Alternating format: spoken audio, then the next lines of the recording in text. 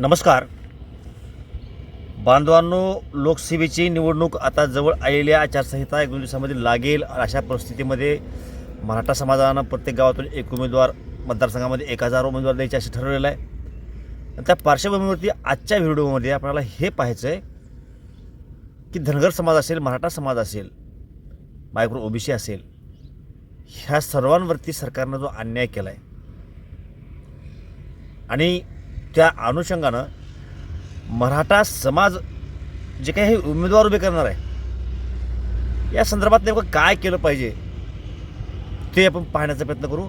हा व्हिडिओसुद्धा मोठ्या प्रमाणामध्ये व्हायरल व्हायला पाहिजे. तुमच्या प्रतिक्रिया आमच्यापर्यंत पोहोचल्या पाहिजेत आणि जरांगे पाटलापर्यंत हा मॅसेजसुद्धा जायला पाहिजे. प्रथम आपण आपलं मत मांडू, तुम्ही त्यावरती रिॲक्ट व्हा, तुमची मतं कळवा, खाली कमेंट्सला पण तुमची माहिती द्या आणि त्याचबरोबरीनं हा व्हिडिओ जास्तीत जास्त शेअर करा जेणेकरून हे जे कोणी संबंधित लोक आहेत तिथपर्यंत ही माहिती पोहोचेल. तर या अनुषंगानं मी यापूर्वी तिसरी आघाडी म्हणून एक व्हिडिओ टाकला होता 3-4 महिन्यापूर्वी. त्यानंतर वेळोवेळी आपण आपल्या चॅनलवरती सांगत आलो आहे की मराठा आंदोलन मिळण्यासाठी जर राजकारणामध्ये जाण्याची वेळ आली तर मराठा समाजानं राजकारणातसुद्धा उतरलं पाहिजे असं आम्ही वारंवार सांगत आलो आहे आणि त्याच अनुषंगानं आपण आज माहिती पाहण्याचा प्रयत्न करतो आहे. मला असं वाटतं की महाराष्ट्रामध्ये हे मराठा आंदोलन उभं झाल्यापासून फक्त मराठा समाजच या आंदोलनामध्ये सहभागी अशातला भाग नाही. या आंदोलनामध्ये मुस्लिम समाज सहभागी आहे, मागासवर्गीय समाज जे दलित बांधव आहेत ते ह्या मराठा आंदोलनाच्या पाठीमागं आहेत. मायक्रो ओबीसीसुद्धा म्हणतो आहे की मराठाला आरक्षण भेटलं पाहिजेच, त्यांचे नेते म्हणत आहेत. आणि ओबीसीमधल्या ज्या जाती आहेत त्यासुद्धा खाजगीमध्ये म्हणत आहेत की मराठाला आरक्षण भेटलं पाहिजे. ज्यावेळेला त्यांचे नेते विरोध करतात त्यावेळेला काहीजण त्यांना सपोर्ट वगैरे दाखवत असतील, परंतु सर्वसामान्यपणे महाराष्ट्रातल्या लोकांची भावना आहे की मराठा समाजाला आरक्षण भेटलं पाहिजे. आणि आता ह्या स्टेपला सरकार ज्या सुडबुद्धीनं वागतं आहे त्या परिस्थितीमध्ये सुद्धा अनेक जाती धर्माचे लोक आहेत जे मराठा समाजाच्या पाठीमागे आहेत. मला असं वाटतं, पूर्वीही आपण या विषयावरती बोललो आहे. अगदी 3-4 महिन्यापूर्वीसुद्धा आपण एक व्हिडिओ बनवला होता, त्यावेळेला सुद्धा सांगितलं होतं की जर राजकारण हाच पर्याय, एवढा एकमेव पर्याय आपल्यासमोर शिल्लक राहणार असेल तर विलाज नाही, राजकारणात यावं लागेल. जरांगे पाटील सांगतायत वारंवार की मी राजकारणामध्ये येणार नाही, तो माझा मार्ग नाही वगैरे वगैरे.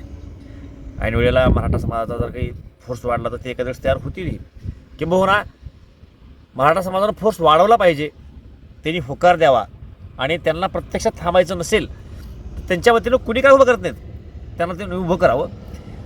आणि त्या संदर्भातला फॉर्म्युला सांगायचा म्हटला, आता आपण इतके मोठे माणसं नाहीत की महाराष्ट्र लेवलला लोकसभेला या फॉर्म्युल्यानुसारच तुम्ही माणसं उभं करा, सांगितलं की आपण मोठे नाहीत, परंतु आपण एक आयडिया सांगतोय आणि त्या पद्धतीनं सरकारनं आपलं मराठा समाज असेल किंवा जरांगे पाटील असतील किंवा यातले काही नेते असतील त्या लोकांनी त्याला साजेसं किंवा त्याच्यामध्ये काही सुधारणा करून त्या पद्धतीनं एक कारवाई करून आपल्या पद्धतीनं लोकसभेची निवडणूक लढवली पाहिजे. आपण पूर्वी सांगितलं आहे तिसरी आघाडी म्हणून. माझं असं मत आहे की बच्चू कडू, त्यानंतर वंचित बहुजन आघाडी प्रकाश आंबेडकर आणि संभाजीराजे, ह्या तिघांची पक्ष आहेत, ह्या तिघांनी एकत्रित यावं आणि जरांगे पाटलांचा सपोर्ट घ्यावा आणि तिसरी आघाडी हा पर्याय द्यावा. आता आज जे 1000 उमेदवार प्रत्येक मतदारसंघातून द्यायचं असं म्हटलं जातं आहे, जरी तुम्ही 1000 उमेदवार दिलातही, आता अलीकडल्या काळात आणखी धनगर समाजसुद्धा उमेदवार देणार असं ऐकायला भेटते, तर मराठा समाजानं जे उमेदवार द्यायचे उमेदवार जरी दिला तरी त्या उमेदवाराला मतदान करू नये असं माझं मत आहे. आपलं मत वाया घालू नका, आपलं मत कुणाला द्यायचं हे ठरवा.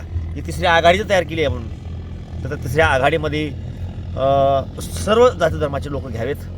वंचित बहुजन आघाडी आहे, प्रहार आहे, संभाजीराजेंची स्वराज संघटना आहे आणि परत जरांगे पाटील, ह्या सर्वांनी एकत्रित येऊन मराठा असेल, मागासवर्गीय असतील, धनगर असतील, ओबीसीमधील बांधव असतील, ह्या सर्वांचे प्रतिनिधी ह्या 48मध्ये यावेत, अशा पद्धतीने जागा उभा कराव्यात आणि सर्वांनी मिळून या ठिकाणच्या 48 जागा निवडून आणाव्यात. आता ह्या 48 जागेमध्ये किंवा लोकसभेमध्ये जाणं का आवश्यक आहे, तर आज तुम्ही पाहताय साधा JCBतून फुलं टाकली म्हणून जर कारवाई होत असेल तर सत्तेमुळे होतं ना. तुमच्या हातामध्ये सत्ता आहे म्हणून तुम्ही आज काही करताय. म्हणजे जर हातामध्ये सत्ता नसेल आणि तुम्ही हातबल होणार असाल तर तुम्ही सत्तेमध्ये जायला पाहिजे, काहीच हरकत नाही. आपल्या आंदोलनाला प्रत्युत्तर देण्यासाठी ओबीसी समाजातील काही नेत्यांनी एल्गार मोर्चे काढले आणि आपल्याला उत्तर देत देत त्यांनी एक पक्ष पण काढला ओबीसीचा आता. आणि तिथं ओबीसीच्या मधून काय माणसं उभा करतील नाही करतील पण ते पक्ष काढला. ते राजकारणामध्ये उतरून राजकीय विरोध करायला ते सक्षम आहेत.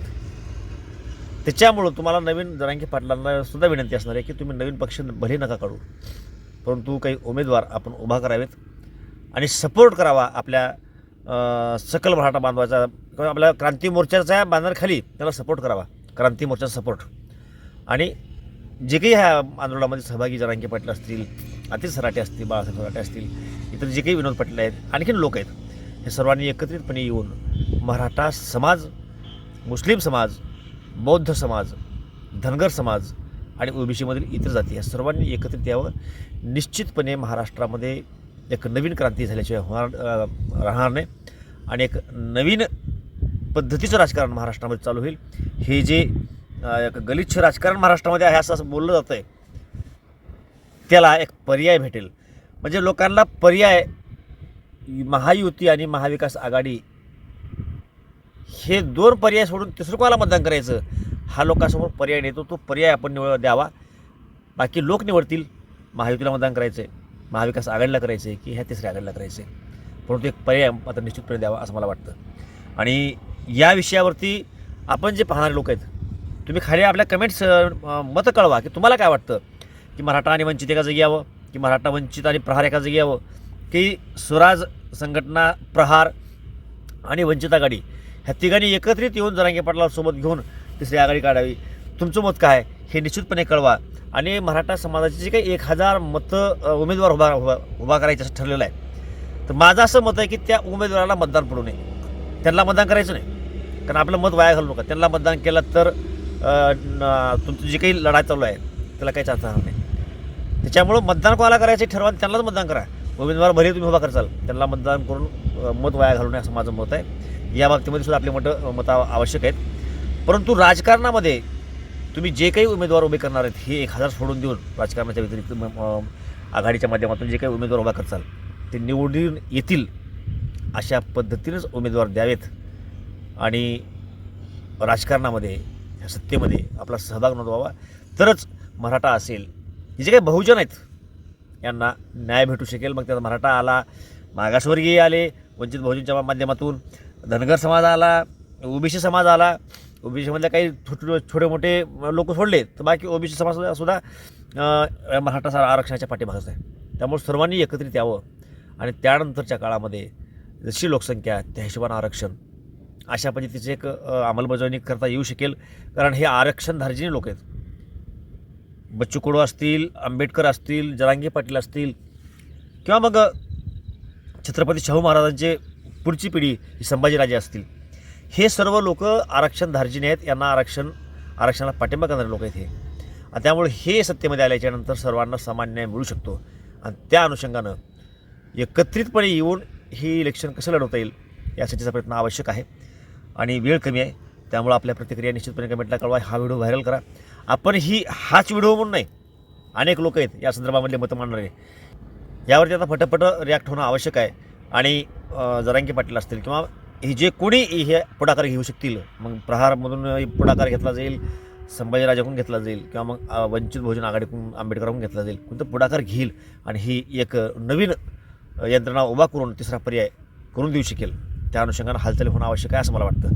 जर आपण सहमत असाल तर निश्चितपणे हा लाईक करा आणि हा व्हिडिओला शेअर करा, इतर आपण पोहोचवा. आणि असेच मतं मांडणारे जे काही इतर आणखीन लोक आहेत, बांधव आहेत आपले, मग ते कुठल्या समाजाचे असतील, परंतु या अनुषंगानं जे मतं मांडतायत त्या लोकांचे व्हिडिओसुद्धा आता जास्तीत जास्त लोकांपर्यंत पोहोचले पाहिजेत. आपलं सोशल मीडियाच्या माध्यमातूनच आता ही प्रचार होत चालणार आहे. अगदी जे काही न्यूज चॅनल आहेत ह्या लोकांनी आता या बातम्या दाखवायचं बंद केलं आहे. त्याच्यामुळं यूट्यूबच्या माध्यमातून जे कोणी काम करणारे लोक आहेत, हे माझं चॅनल असेल किंवा मग आपले ATM ग्रुप भगत सर असतील किंवा मग G9 म्हणून शेवण म्हणून देशमुख आहेत, हेमंत गद्री, तर ते जरांगे पाटलाचं लाईव्ह दाखवत आहेत. परत अभय पाटील काहीतरी ते पण आहेत. उदय पाटील कधी, असे अनेक बांधव आहेत. त्या सर्वांचे व्हिडिओ जे तुम्हाला मस्ट चांगले वाटतात ते जास्तीत जास्त लोकांपर्यंत शेअर करणं आवश्यक आहे. त्यांना सपोर्ट करा, आमच्या या चॅनलला सपोर्ट करा, ह्या सर्वच लोकांना सपोर्ट करा आणि मॅक्झिमम लोकांपर्यंत त्यांना पोहोचवण्याचा प्रयत्न करा. आणि या अनुषंगानं काहीतरी क्रांती व्हावी म्हणून आपली मतं सुद्धा निश्चितपणे कळवा. जय महाराष्ट्र.